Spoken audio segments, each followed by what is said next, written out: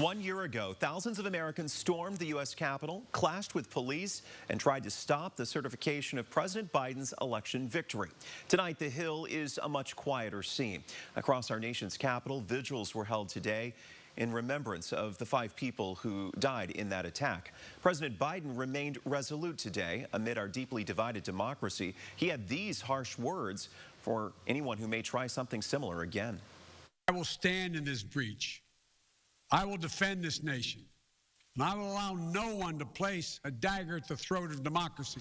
Southeast Texas political analyst Tom Tassinger tells 12 News he believes one of the lasting effects from this period in history will be continued challenges to congressional certifications of presidential elections.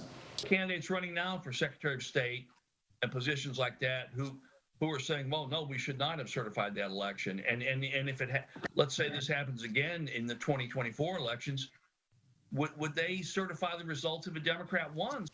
To date, more than 700 people have been charged in connection with the insurrection. 62 of those are Texans. You know, many believe the U.S. is more divided than ever in the wake of last year's attacks on the Capitol. Brandon Lewis verifies some of the claims that are still popping up on social media. January 6th marks 1 year since the insurrection at the U.S. Capitol. To this day, misinformation about the event continues to spread. So we're going to look into 3 claims to help you separate fact from fiction. First is a statement issued last month by former President Donald Trump, where he claimed the insurrection was a, quote, completely unarmed protest. So let's verify. Were protesters at the Capitol on January 6th unarmed? Our sources are the U.S. Attorney's Office, law enforcement agencies investigating the protest, and the protesters themselves. So far, law enforcement has arrested more than 700 people for allegedly having a role in the insurrection.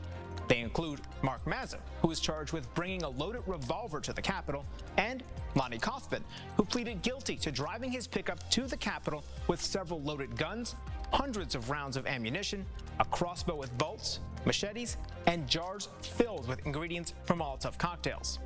Prosecutors also say armed doesn't just mean firearms. Other protesters were charged with assaulting police officers with crutches, flagpoles, stolen police equipment, stun guns, and mace. So it's false that protesters at the Capitol on January 6th were unarmed. Investigators are still trying to identify everyone who committed a crime last year and bring them to justice. But one piece of misinformation is about the seriousness of the charges that some people are facing. Let's verify. Are most people convicted of felony charges in the January 6th insurrection? Our sources are the Justice Department and law enforcement filings across the country. Once someone is arrested, the charges against them can change as their case makes its way through the courts. Sometimes a defendant will agree to plead to a lesser charge in exchange for a lenient sentence. While many protesters were charged with some kind of a felony, court records show all but 7 of those are convicted of only misdemeanors, such as illegally demonstrating or parading at the Capitol. This often means they don't serve any jail time. So it's false that so far most people are convicted of felony charges in the January 6th insurrection. That brings us to an email from Verify viewer Kathy. Can some felons from the January 6th insurrection still vote? Our sources are the American Civil Liberties Union, the National Conference of State Legislatures, and the Campaign Legal Center. The right to vote is overseen by both the federal and state governments, but only some states have rules restricting felons from the ballot box. The ACLU estimates nearly 6 million Americans have lost their right to vote because of a criminal conviction. A lot of it comes down to where a person lives. The NCSL says 48 states disenfranchise felons while in prison. 37 automatically restore their right to vote once released or sentences are complete. 11 others require additional action to restore voting rights.